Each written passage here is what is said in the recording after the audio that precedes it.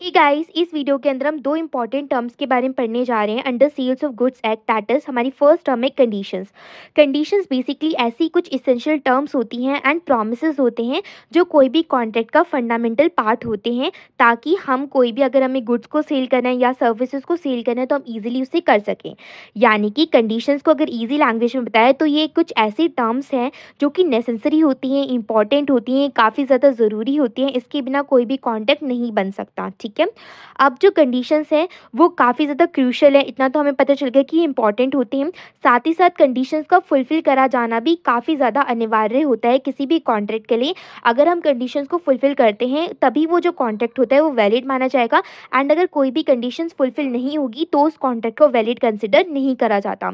अगर मान लेते हैं कि हमारी कोई भी कंडीशन ब्रीच होगी, ब्रीच होने का मतलब होता है टूटना। अगर हमारी कोई भी कंडीशन टूट जाती है तो जो बायर होता है, जो कोई भी प्रोडक्ट को खरीदना चाह रहा था, वो होता है बायर।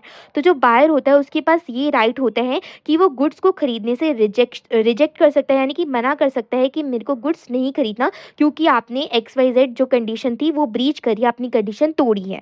एंड अगर सेलर ने कोई भी कंडीशन को तोड़ दिया तो बायर के पास ये भी राइट होगा कि वो रेमेडीज़ को सीक कर सकता है फ्रॉम द सेलर।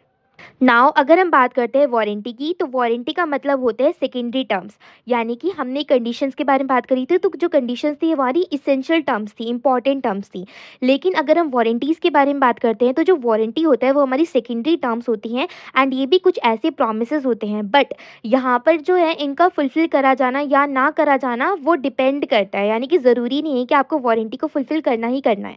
ठीक है, वारंटी भी कुछ प्रोमिस ही होते हैं, कुछ टर्म्स ही होती हैं, बट ये कंसिडर्ड नहीं होते किसी भी कॉन्ट्रैक्ट के लिए, यानी कि इसेंशियल पार्ट नहीं होता, ज़रूरी नहीं होता इनको फुलफिल करना किसी भी कॉन्ट्रैक्ट को बनाने के लिए। अब जो वारंटीज़ होते हैं वो इतनी ज़्यादा क्रिटिकल भी नहीं होती, इतनी ज़्यादा इंपॉर्टेंट भी नहीं होती जितनी ज़्यादा इंपॉर्टेंट कंडीशंस होती हैं। बट फिर भी हमारे एग्रीमेंट के अंदर वारंटीज़ को इंक्लूड करा जाता है बिटवीन बायर एंड सेलर, यानी कि सेलर और बायर के बीच में जो भी एग्रीमेंट बनेगा उनके अंदर दोनों चीज़ को डाला जाता है, चाहे वो कंडीशंस हो या वारंटीज़ हो। बट वारंटीज़ इतना ज़्यादा क्रिटिकल पार्ट नहीं होता।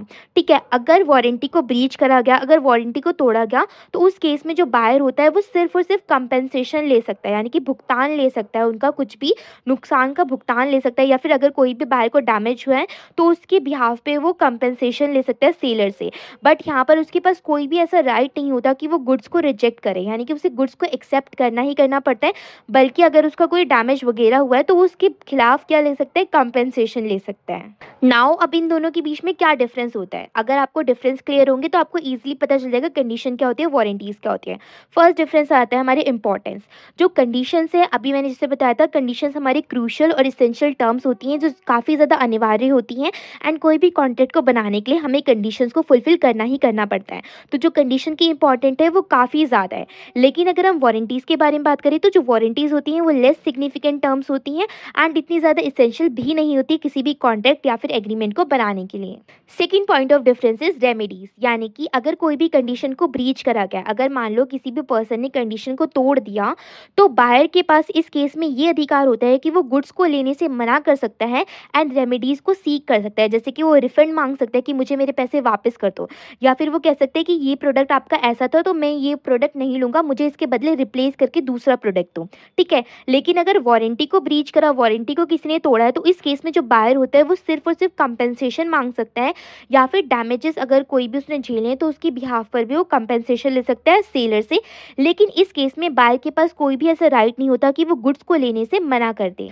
Third point of difference is impact on the contract, यानी कि अगर कोई भी कंडीशन ब्रीच हो जाती है, टूट जाती है, तो इस केस में रिजल्ट ये आता है कि जो भी हमारा कॉन्ट्रैक्ट था वो ट्रीट हो जाता है एज अ वॉइड कॉन्ट्रैक्ट, उसे मान लिया जाता है। लेकिन अगर कोई भी वारंटी का ब्रीच होता है तो इस कंडीशन में हमारा जो कॉन्ट्रैक्ट होता है उसको इनवैलिड नहीं माना जाता बल्कि वैलिड माना जाता है। अब जो कॉन्ट्रैक्ट है वो तो मतलब रिमेन रहेगा, यानी कि फोर्स तो होता रहेगा कॉन्ट्रैक्ट। बट अब अगर क्योंकि ब्रीच हुई है हमारी वारंटी, तो बायर क्या होता है, कंपनसेशन को क्लेम कर सकता है किसी भी लॉस के लिए जो भी उसने सफ़र करे due to the breach. Fourth point of difference is nature of terms. अगर हम कंडीशंस की बात करें तो जो कंडीशंस होती हैं वो एक्सप्रेस टर्म्स होती हैं जो कि एक्सप्लिसिटली मेंशन्ड होती हैं किसी भी कॉन्ट्रैक्ट के अंदर। लेकिन अगर हम वारंटीज़ का बात करेंगे तो वारंटीज़ एक्सप्रेस टर्म्स भी हो सकती है और इम्प्लाइड टर्म्स भी हो सकती हैं। Fifth point of difference is importance of representation.